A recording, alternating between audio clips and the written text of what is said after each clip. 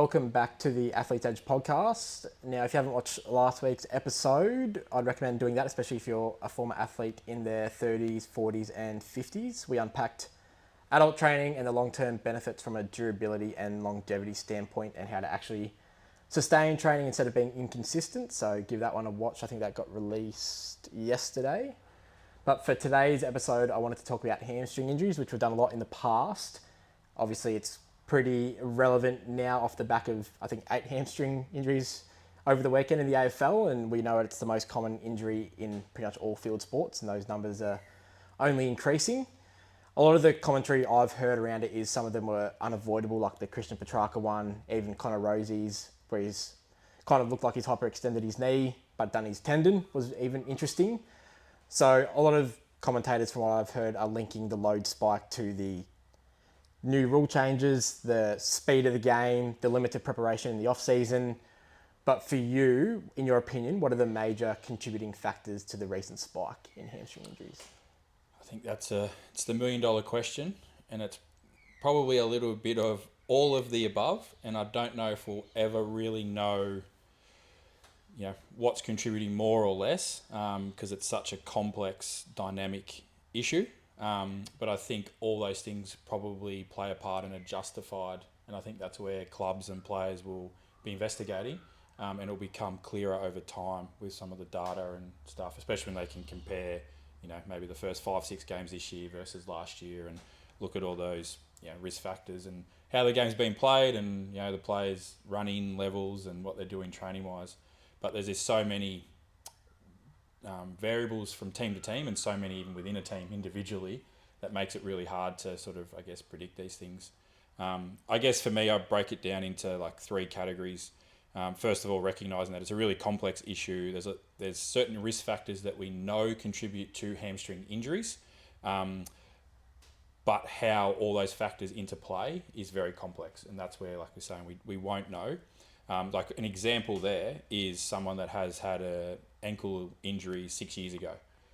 We're not necessarily going to see the fact that there might be a 5-10% asymmetry with when they run or at a certain speed. Maybe it's only at a certain point with fatigue, and then if you give them the load spike, or they come off a high speed game the week before, or they're playing in wet conditions, or they got to travel, like there's so many things that then add up to create, a risk of, say, like a hamstring strain. So I think, it's complex. To that, there's things out of their control, like you mentioned, like the rule changes.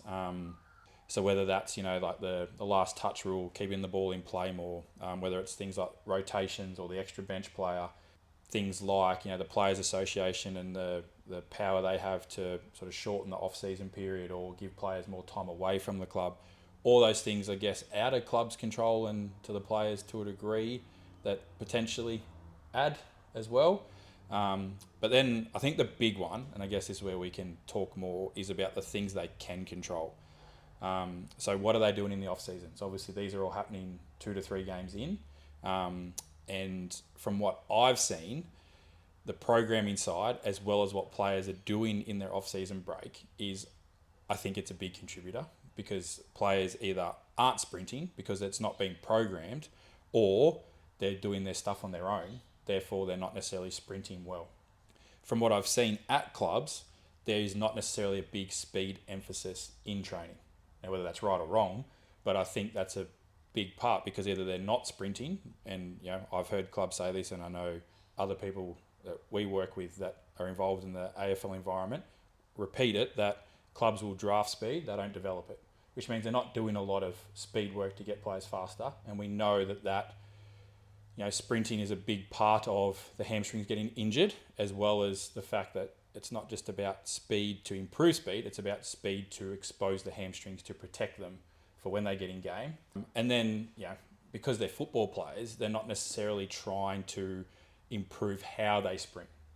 And that might be the constraints of their program and the contact hours and, the running they're able to do, the risk management around it. And that's the constant battle. Like, what's enough to protect them versus what's too much that maybe adds to the risk. And like you said, you're not trying to make them elite sprinters and have perfect technique, but what can small changes in things like knee lift, even their pelvic tilt and control around their, I guess, their trunk stability, how can that sort of contribute and impact an athlete's risk of doing a hamstring? Well, that's one risk factor that I wouldn't know, like as a percentage, what does that change from a relative risk? But we know it's a risk factor. So if we can change it, I think it's worth investigating and attempting to change it, particularly in players that have had a history of an injury, and particularly people that you think sit outside the bandwidth of what you would accept kind of normal, pelvic control or, running mechanics. So listening to a podcast from Ken Clark, one of the world leading researchers on sprinting mechanics, and he's done a lot in elite sprinters and comparing them to team sport athletes. And he will talk about that it's worth pursuing because a slight improvement, while it might not improve their speed, and in some instances in the short term may make them actually slower, it's going to reduce their injury risk, especially for something like a hamstring.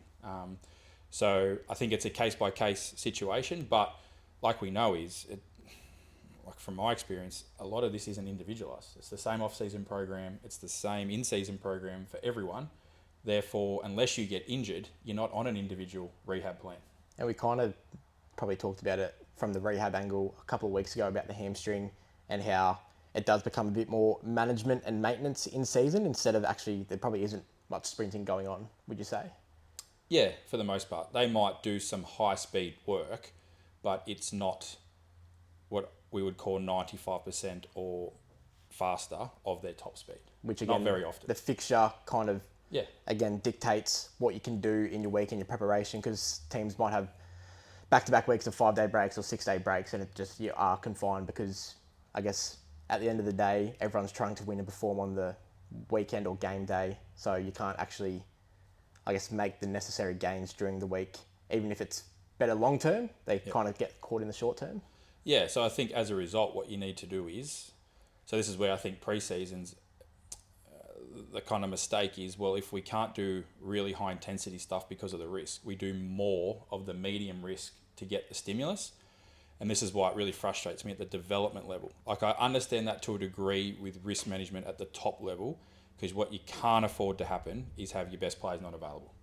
Now we're saying that maybe by protecting them makes them at risk of injury, and I think that's where they're constantly trying to balance that out so that they're training to protect them, but not overdoing it so that they're injured or can't perform.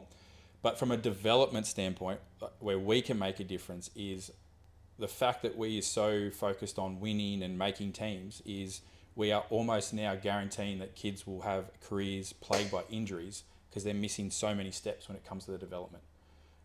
Like we talk about this a lot with the swim coaches that we work closely with is I can make a kid without much swimming coaching knowledge improve their 100 or 200 metre freestyle because we just get them to do a heap of freestyle volume.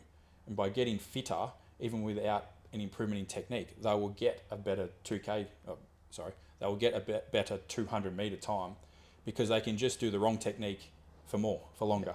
The problem is when they get to a high level, that technique no longer stacks up. And this is where their careers are cut short or they get injured trying to compete with the better kids because now you need really good skills in the water. You need really good starts. You need to be able to repeat the basics really well, which they were never taught because we sacrificed all that to try and win, to get a faster time. Whereas local swim group, they get great results. They will sacrifice now in order to get them into national teams and hopefully Olympics in 1, 2, 5 years because they're thinking ahead. Whereas how many of our footy kids, for example, will think about, this is about when I'm 25. They're thinking when I'm 15, I need to be the best player. Yeah, and so I guess if we get back on track, we always go off on a bit of a tangent. Tim goes on a tangent. So with the actual hamstring injury, Yep. We know that obviously previous hamstring injuries is probably the number one indicator. Yep. But what are some other risk factors? Obviously mechanics, fatigue, is there anything else? They're the big ones. So obviously the pelvic tilt.